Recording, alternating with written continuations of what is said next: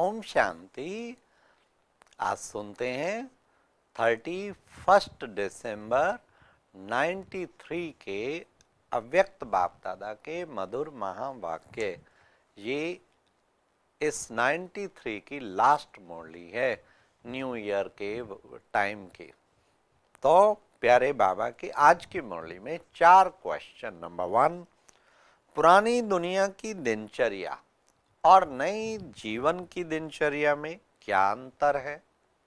Number 2, उमंग उत्साह भरी जीवन की क्या क्या विशेषताएं हैं। नंबर 3, महादानी आत्माओं की क्या निशानी है। एंड लास्ट, कौन सा ताज पहना है और ये ताज हल्का अनुभव कब होगा। तो बाबा की मुरली न्यू ईयर पे सारी मुरली उमंग उत्साह, ब्राह्मण जीवन का श्वास, उमंग उत्साह, हर समय उमंग में रहना, हर संकल्प में उमंग में रहना, औरों को भी उमंग भरते रहना। कितने फायदे बाबा ने उमंग उत्साह के बताए। तो आओ सुनते हैं 31 दिसंबर 93 की मुरली। आज की मुरली का टाइटल है नए वर्ष में सदा उमंग उत्साह में उड़ना और सर्व के प्रति महादानी वरदानी बन व्यर्थ को समाप्त करना। आज नवयुग नई सृष्टि के रचता बाप दादा अपने नवयुग के आधार मूर्त बच्चों को देख रहे हैं। बाबा जब ये बोलते थे ना, सारे डायमंड हॉल में जैसे तारे चमक रहे हैं और बाप दादा कितने प्यार से निहारते हुए बाबा बोलते थे। बाप दादा के साथ साथ आप सभी बच्चे सदा सहयोगी हो, इसलिए आप ही आधार मूर्त हो। दुनिया के हिसाब से आज का दिन वर्ष का संगम है। पुराना वर्ष जा रहा है और नया वर्ष आ रहा है। ये है वर्ष का संगम दिन और आप बैठे हो बेहद के संगम युग पर। आप सभी नव वर्ष के साथ साथ नव युग की सभी को मुबारक देते हो। एक दिन की मुबारक नहीं, लेकिन नव युग के अनेक जन्मों की मुबारक देते हो। इस संगम पर अच्छी तरह से अनुभव करते हो कि इस समय हम ब्राह्मण आत्माओं की नई जीवन है। नई जीवन में आ गए हो ना। ब्राह्मणों का संसार ही नया है। अमृत वेले से देखो, क्या नई रीत नई प्रीत है ना। पुरानी दुनिया की दिनचर्या और नई जीवन ब्राह्मण जीवन की दिनचर्या में कितना अंतर है। पुरानी दुनिया में सुबह उठेंगे 7 बजे, कोई उठते स्मोकिंग करेंगे, कुछ करेंगे, अखबार पढ़ेंगे, पढ़े रहेंगे, नहा धो के 9 बजे तक। और बाबा के बच्चे सुबह उठते अमृत वेला, बाप दादा मिलन, मुरली। कितना फर्क है। बाबा कहते सारी दिनचर्या में ही फर्क है। सब नया हो गया, स्मृति नई, वृत्ति नई, दृष्टि नई, सब बदल गया ना। और नई जीवन कितनी प्यारी लगती है। वैसे भी नई चीज सबको प्यारी लगती है ना। पुरानी चीज छोड़ना चाहते हैं और नई चीज लेना चाहते हैं। तो इस समय का ये छोटा सा नया संसार है। इस समय का ये छोटा सा नया संसार है। संसार भी नया और संस्कार भी नए। इसलिए दुनिया वाले भी नए वर्ष को धूमधाम से मनाते हैं। अब सुनो, मनाने का अर्थ बाबा बताते हैं। मनाने का अर्थ है उमंग उत्साह में आना। उत्साह होता है, इसलिए मनाने के दिन को उत्सव कहा जाता है। उत्साह से ही एक दो को बधाइयां व मुबारक देते हैं।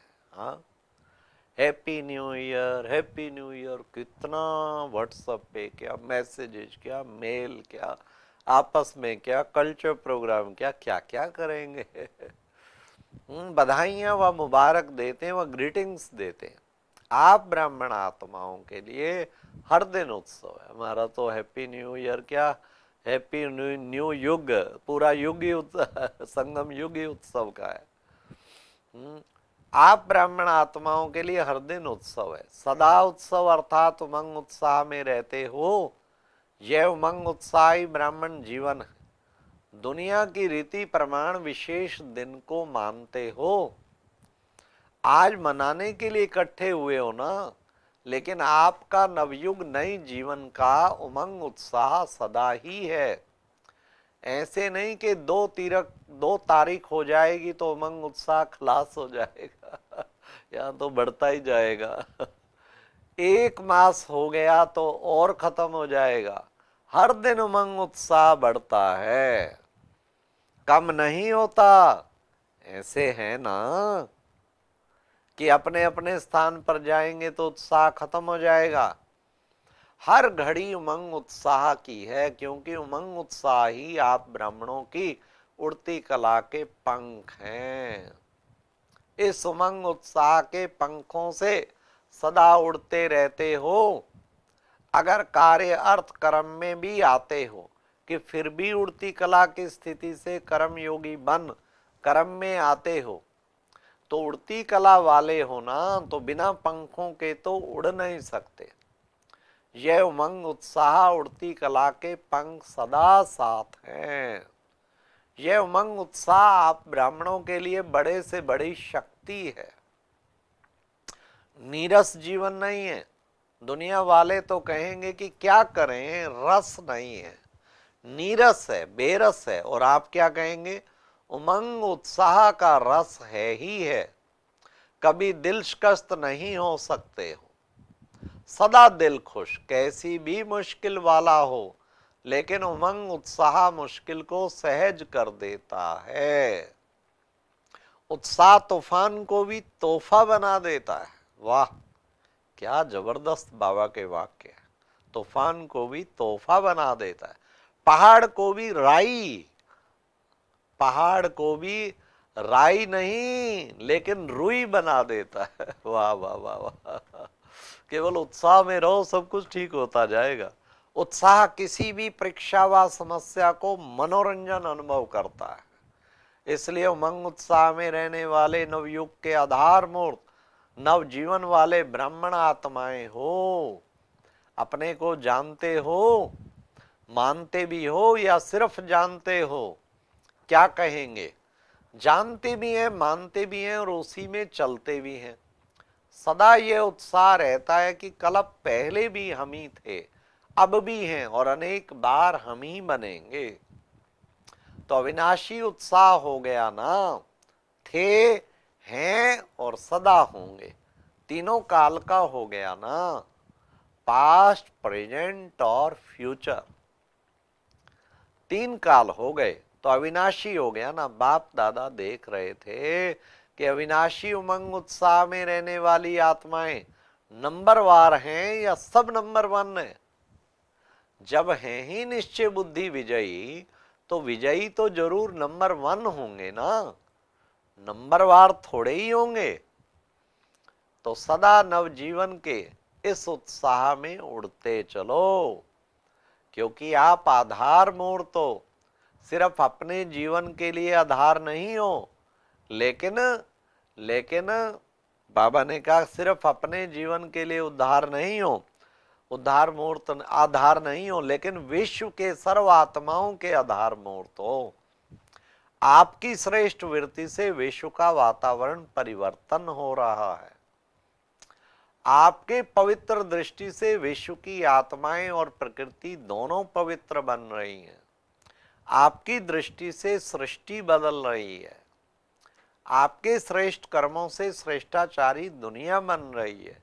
तो कितनी जिम्मेवारी है, विश्व की जिम्मेवारी का ताज पहना हुआ है ना, कि कभी भारी लगता है तो उतार देते हो।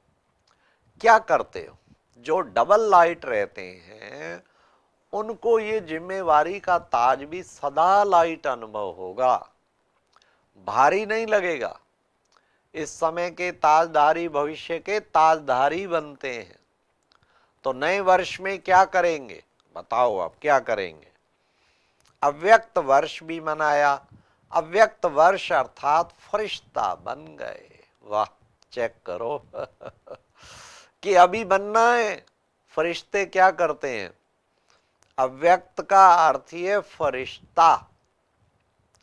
वर्ष पूरा किया तो फरिश्ता बने ना, कि नहीं?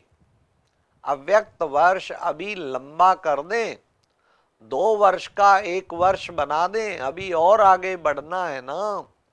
अव्यक्त वर्ष मनाया, अब फरिश्ता बनकर क्या करेंगे? सदा हर दिन हर समय महादानी और वरदानी बनना है।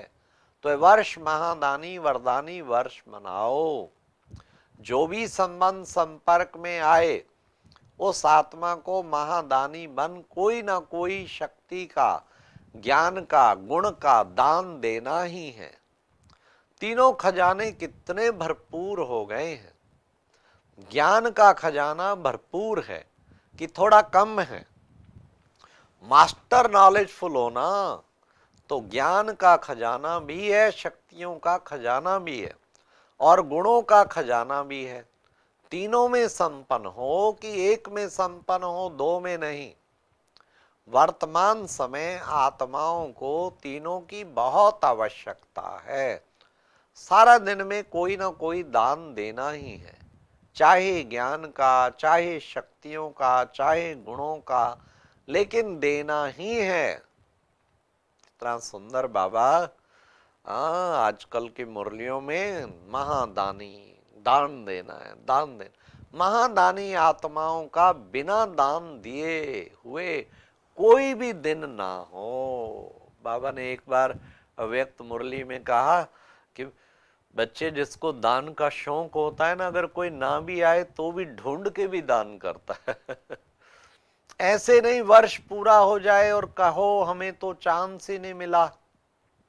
चांस लेना भी अपने ऊपर है कि चांस देने वाला दे, तब चांस ले सकते हैं या स्वयं भी चांस ले सकते हैं।